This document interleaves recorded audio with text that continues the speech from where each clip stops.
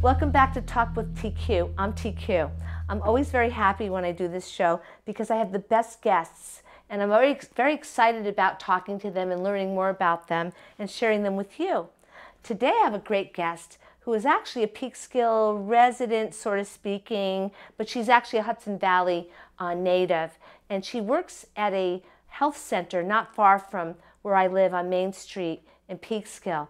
Her name is Karen Allen, and I'm interviewing her because she has embarked, or actually finished this. She just finished a beautiful community mural at the Hudson Valley Health Center, and we're going to talk about it. And I'm very interested in telling you about it. We're going to see some shots of this, and she promised to share her process. Welcome, Karen, to the show. I'm so happy to have you here. Thanks, Toni. I'm really honored to be here. Well, it's an honor to have you here because I did go to the reception and I noticed there were a lot of people there and everybody was all over you because you were the hero of the day.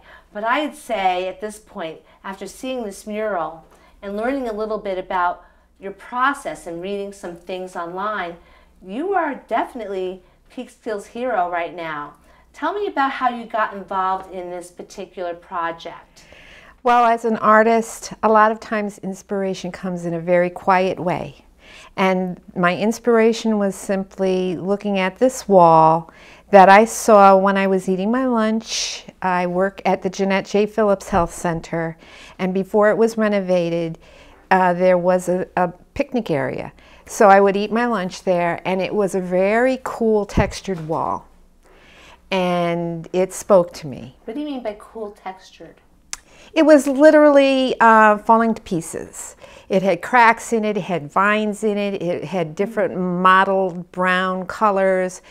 And I'm interested in a lot of texture in my work. I'm interested in the painting surface. I studied painting at Syracuse University before I became a dental hygienist and started working at the Jeanette J. Phillips Health Center. So I just was enjoying it aesthetically and dreaming about the fact that that would be a very cool wall to have a mural. And it wasn't in any way practically being thought about by me at that time.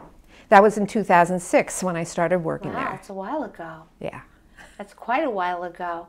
So you were sitting there eating your lunch. You know, as artists, we don't like to see a blank wall. It's a frustration. Would you agree? I wasn't frustrated, I was inspired. Inspired. Inspired. Okay. Yeah, I was just kind of dreaming about how cool that wall would be. Mm-hmm. But I didn't take it seriously. It was just one of those thoughts. And, you know, I mentioned it to a few co-workers. My direct supervisor, Dr. Hames, came by one day and I, you know, blurted out my idea. And he said, "That's a cool idea." And I always been really appreciative of his response because he could have said, "That's silly, you know, we could never do that," but he didn't say that. And so he fed my, you know, inspiration that way. Okay. And I understand that many people, especially at the health center, and I think also in Peekskill, consider art to be a great factor when it comes to health. Tell me what you think about art and health as like cousins. It's integrated for me. I mean, I have a daytime job. I'm a dental hygienist and very committed to my career that way. But before that, I was a graphic designer. I designed books and did all sorts of commercial work. But if I didn't have time for my own work to pursue it, I kind of feel blocked up or not really breathing right, you know. I always have to be making something or have some sort of project, definitely. And besides that, if you go through different hospital settings, you'll see a lot of artwork now on the walls. You'll see places where people can de-stress, and it always includes something beautiful most of the time. It's a beautiful thing. Mm-hmm. Now, the health center has always sort of been advocated the arts. I've noticed that since I moved to this town, you know, and I've actually sort of not collaborated, but been associated with you when they've done different exhibits. Mm-hmm. at the Arts Center, and you never really came across as if you were going to actually do something yourself. And so I was really pleased when I learned that you were like spearheading this project. And it was a community collaboration. Tell me a little bit about the community collaboration with this mural and how it got its title. Well, when the Transplanted 2 exhibit opened at the health center, which was really something that I spearheaded that also to bring that from the Paramount space in 2017 to the atrium space at the health center. I happened to meet Lana Yu. And Lana Yu did a very beautiful mural in Peekskill called What Matters. Yeah. So I immediately grabbed her arm and drug her over to the wall, and I said, you know, I've got this idea.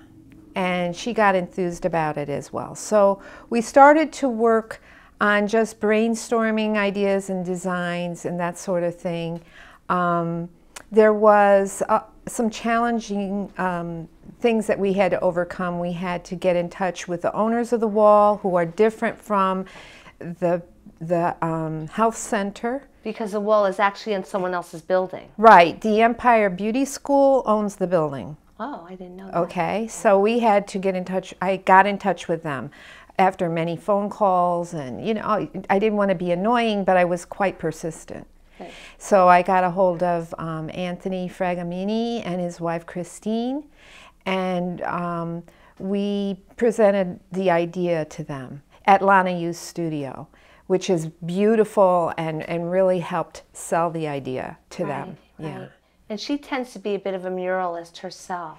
Well, she does have that What Matters. What Matters project, and that, well, it wasn't a project. What Matters, I don't want to call it project because someone else has that name. I don't want to step on someone's trademark. But she had that What Matters idea that she had, and we had everybody came to her studio, I remember, and wrote What Matters. Right. And I didn't even know her at that time. So you did not? No, did not know her. I only first met her in 2017. Oh, really? So I had the idea in 2006, but it was percolating. Okay. And by 2017, the health center had been renovated. So now this decrepit wall was part of a walkway that went to the back atrium entrance.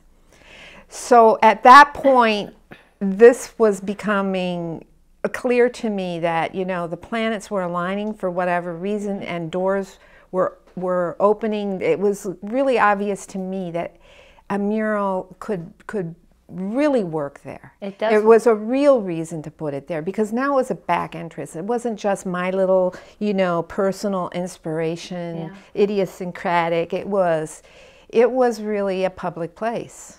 How did you get the community involved? Because there were a lot of people that had a little piece of this. I remember looking at it and seeing like different things that you might not really notice right away. They weren't apparent. But if you stand and you gaze at this mural, things just kind of jump out at you. How many people actually worked on the mural? I know that you designed it, but you had people come in and give their little... Well, we had a pattern. I made a pattern. I really defined the production process, because when the volunteers, we had 15 volunteers, and when the volunteers came that second week in June, it started on my 65th birthday, actually. It was very strange. Happy birthday. Yeah. And I didn't want anybody standing around twiddling their thumbs, wondering what to do. Every single minute was defined, where they knew exactly what colors to put on the wall. They knew exactly, you know, what to do. And then they did it in their style. Like, some people made the paint very thick and opaque, and others a little looser, and then I tweaked everything, you know, to bring it together. But it took a week to do the mural, the actual painting.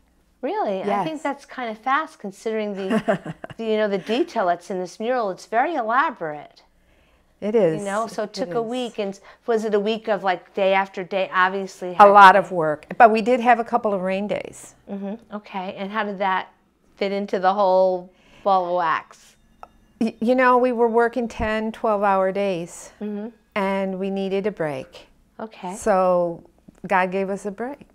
God gave us a rainy Tuesday. Right. And my husband's brothers and sister-in-laws and sister from Wyoming, Arizona, Illinois are big soccer fans, and the World Cup was happening that day. So they got a chance to watch the World Cup. I mean, everything just sort of fit together. It was very interesting. It sounds like everything fell into place. Exactly. You know, if you let the universe do its thing, you know, I've learned that things usually turn out okay.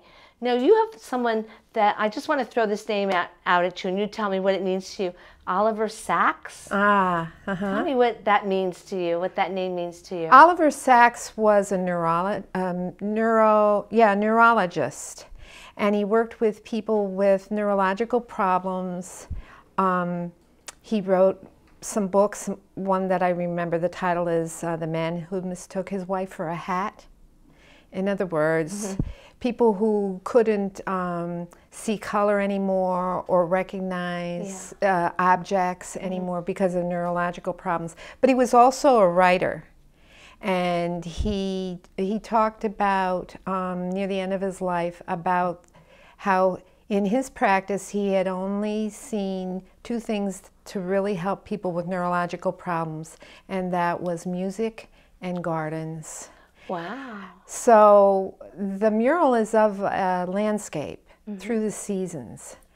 And that's just another connection to the health aspect, why it made sense to do this big mural. Some people don't understand those connections, but I just used Oliver Sacks as a reference when I was talking about it to the powers that be, to try to, you know, get them on board with it so that they would know. I think it's an excellent reference to make with regard to this mural. I really do. I think it's interesting that, you know, there are a number of different people working on it. Now, I want to say that I stood in front of the mural, and it's funny, I stood there, and there was a woman that is a prominent artist in this city, in Peekskill, that was kind of like milling around, and I'm looking at it, and I kept saying, I said out loud, I said, wow, I see so many faces jumping out at me. And she said, oh, good luck with that. And like I'm crazy, you know? And then I'm telling you, 30 seconds later, another person walks over, she's looking, and she looks and says, wow, there's so many faces in this. And the other one heard it, I said, really? Good. So she knows I'm not crazy. Yeah, there are a lot of faces looking back at you. But look at your paintings. I mean, this is something you're drawn to personally. It's your muse. It is my muse, but I appreciated the subliminal factor in this mural. There's a lot of love coming out of that, and people with, I saw a lot of emotion. How many, everybody of the 15 you mentioned, they had a little hand in this based on your schematic. I'm calling it a schematic. Because I noticed that you shared your process in the exhibit. So if you went to the opening, you had like your sketches, all of the pieces that led up to the grand, you know, unveiling of this beautiful mural. And I'm just wondering, when you were doing it, like what kind of things were going on in your brain? I was just on fire. I was on fire because it was like I was being led, you know. I mean, I'd gotten permission from the universe to do something that I had dreamt of doing. That started off as a tiny little idea, and now it seemed to be culminating with a big birthday. Yes. And my return to more work in the art field, as well as still working at the health center. Things were connecting. But it was a big risk. And there were quite a few evenings when I would wake up in the middle of the night with ideas rolling around in my head about how am I going to solve this problem, and how am I going to solve that problem, and how is this going to work, and how is that going to work. And I was financing it initially. You know, I got reimbursed for my my material expenses, but it was totally on me. And I was really, really, really nervous at times. But I kept feeling this sort of underpinning of trust. Yeah, that's true. You have to sometimes. So I'm wondering, like, what, I mean, I don't want to bring up what you felt, and your anxiety was coming from. You felt that it wouldn't come to fruition, or was it just so much? There was just a lot of moving parts. There were a lot of moving parts. Also, you know, when you're asking volunteers to do some work for you, they're not, you can't expect them to be invested as much as you are personally.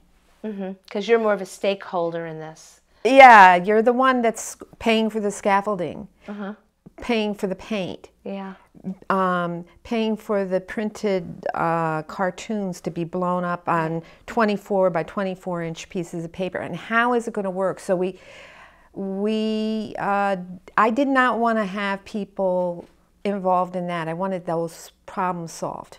Right. So that when people got together, it was more of a barn raising. It was a lot of fun for everybody. Nobody was running into a brick wall where it wasn't thought out. There was a mistake that hadn't been addressed. Yeah. You know. Yeah. There was a lot. But it sounds like you had a plan. I learned. I had never done a mural like that before. Really? Ever. No.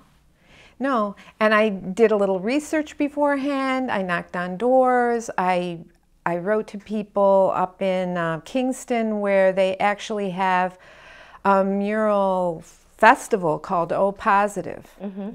And the murals are replaced every 2 to 3 years. Oh. And the artists are compensated by getting health care from private practitioners. Wow, that is really something. It's very cool. It's very cool. And it's the O Positive Festival, and it's actually happening this weekend. Okay. In Kingston. Okay, Kingston. I have some associates up there. I'm going to find out about that. Oh, they have music, and they have the art festival. Yeah. It used to be Bluestone. They used to do the Bluestone Festival years ago. Because Bluestone is indigenous to Kingston, and they want to preserve it, and they can't stand that people take the bluestone and turn it into driveway. It makes a beautiful driveway paving. Oh. Yeah, but it's interesting. I don't want to digress. So getting back to the health center, now I think it's also wonderful that Reverend Phillips supported you all the way. She was wonderful. She was very invested in this. You know, I know that she's an advocate for the arts. I know that personally, and I think anybody... And Wilfredo Morel, of course. And Wilfredo Morel, of course. You know, right. He definitely would zhuzh it up because he knows that art heals, I believe, you know. So you were working with people in the community in different aspects. So it wasn't like you're always working with people that were involved with the health center specifically, but you were also working with people that kind of just decided they wanted to do this. And Lonnie, yes, she is beloved in this town as well because she's so heartfelt. She has a heart, she puts her heart into it, and everybody knows that she's sincere. So how is it working with her? She is beloved in this city. She's incredibly perceptive when it comes to artwork. She is. Yeah, she really is. She really gets... She gets a germ of an idea as an artist to another artist, and she sees beauty in a lot of things. Yes. She's very sensitive that way. She is, and she doesn't hold herself back from it. You know, so often people stop themselves because all of a sudden you get those big feelings that keep you up at night. You know, they get them and then they don't do it, but you actually did it. So you've been working with artists in different projects since I moved to this neighborhood. You know, and I did not know you were a dental hygienist. No? I didn't know that. I just thought that you were just like the person that did the art at the health center. So how did you make that transition from being like an employee and then, or is it something that... It's a balancing act. Yeah. It's a balancing act. You still have to go to work. You have to do your job. You have to be professional on that level. And then You have, you know, as an artist, you're thinking about a design, what's going to be the best thing, how's it going to work, doing some research. It's, you know, going to art exhibits, displaying your artwork. Right. Where do you get your inspiration, your personal inspiration? I love nature. Okay. I grew up in upstate New York on 87 acres of wild property. Okay, there wasn't any houses on it or anything. It was woods. And I've always been an outdoors kind of girl. So you used to creatures walking around. A lot of creatures. I'm really into the you know, earth and nature. Lana, you is too. Yeah, very much so. And trees are another inspiration. Oh. So there was a tree exhibit that Lana and I worked on together at Mariondale in 2018. So you find the right people to collaborate with. That's wonderful. That's a beautiful thing, I would say, for sure. So what's next for you? Right now, I've been working with a really, really wonderful group that's worldwide, and it's called the Creative Visionary Program. And artist Nicholas Wilton is the head of that, and he has really accomplished artists all over the world: Britain, Australia, England, United States. So I'm kind of finding my way into more abstraction, I think. Oh, okay. But I think the figure, landscape, trees, that's always calling to me. So I keep seeing that appear in my work, especially the figure. So I'm exhibiting work right now with Carla Ray Johnson in Croton for the Arc of the Moral Universe. I'll have some work in the Ossining Arts Council for the Day of the Dead exhibit that they're going to have up. It's a Dia de los Muertos. Yes, yes. Are you using any specific artists for that? I'm wondering. I did an experiment with a bas-relief. It's a flat piece that hangs on the wall, but it opens up. Okay. And when it opens up, you see a portrait of my grandmother. Ooh, nice. When she was very young. Wow, that feels good, doesn't it? I'll show it to you. I would I'll love show to you see an that. image of that. I want to see that. I love my grandmothers, both of them. They're the coolest. So this exhibit is really about honoring your ancestors. Yeah. I think it's a great idea. So I really got into making some work for that. Okay. And then I'm part of the Katona Museum Artists Association. Okay. I'll have some work in Katona. The library is going to have an exhibit there. And I have some work in New Rochelle right now, too. Where? Really? In New Rochelle? Right, Nice. right, for the New Rochelle Arts Association. And that piece won a first prize. Nice. Which made me really happy. Of course. Congratulations. Yeah, thank you. Thank you. Congratulations on that. Thank you. So, you know, things are really bubbling along. This is your time. Yeah.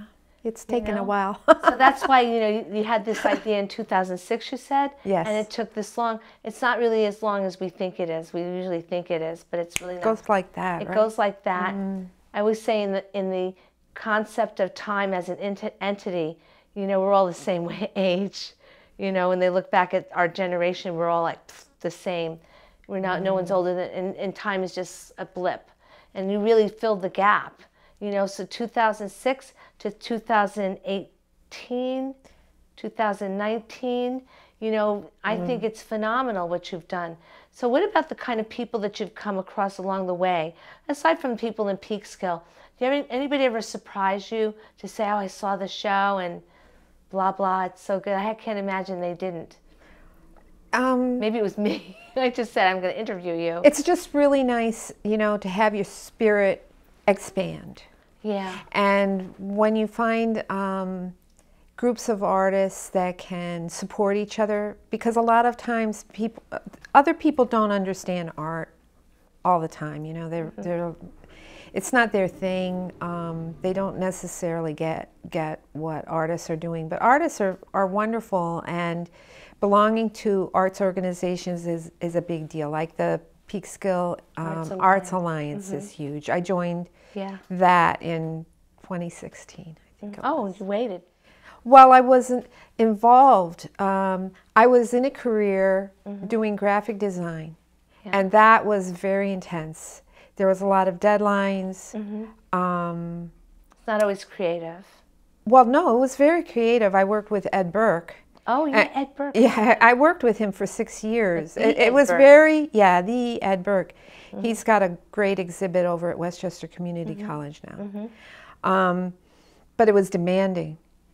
If you wanted to keep the account, which was paying your salary, you had to produce the work on time, and it had to be really, really high quality. So there wasn't much time for doing my own work. Right.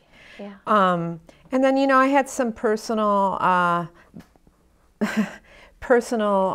segues.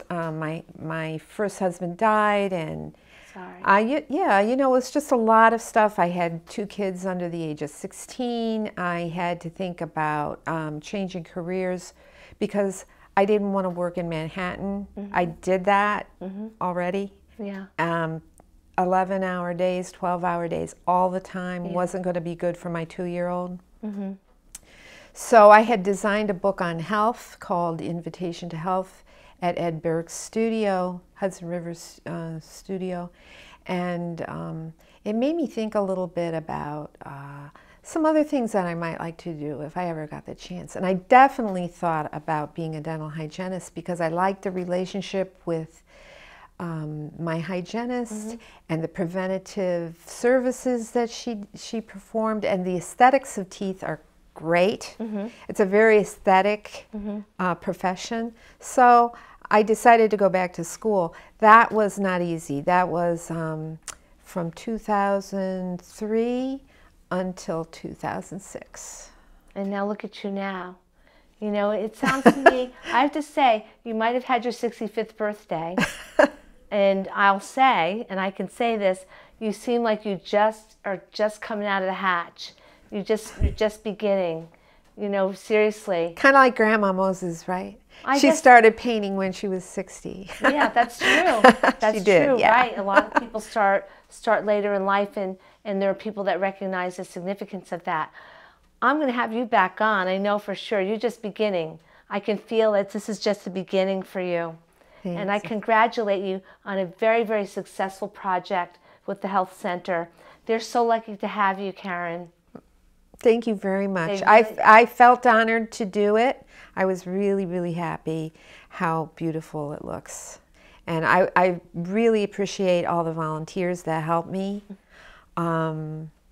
They were sensational, and everybody had a wonderful time doing it. I think that this is something that could happen a lot more often in Peekskill. And you know, the city wants to have its artistic face forward. It works. It does work. So I think this might help get other people thinking about it and doing it. Well, you've done a lot for the city just by embarking on this project. And I thank you for doing it. Thanks. I really do. Thanks. And I thank you for being in the show. And I feel very, very honored to have interviewed you. Thanks, Toni. For the first time. There might be another one, you know. And I know that there will be more stuff coming down the pike for you. I feel it in my gut that this is your beginning. So hold on tight. You know, buckle up. You're in for a ride. I can feel it. It's coming. And thank you so much. And I thank you, the audience, for coming. We will have Karen on again because I just adore her, and she's doing great things for the community. And I anticipate that it'll go and expand the Peekskill brand outside of Peekskill, so people come to us and we enrich our community even more. So thank you for coming to the show. Please email me with any comments you have. I thank my cast, my guest and my crew, Jim Brooks and Joseph Pisano, and it's a beautiful thing. I'll see you next time. Thank you. Bye.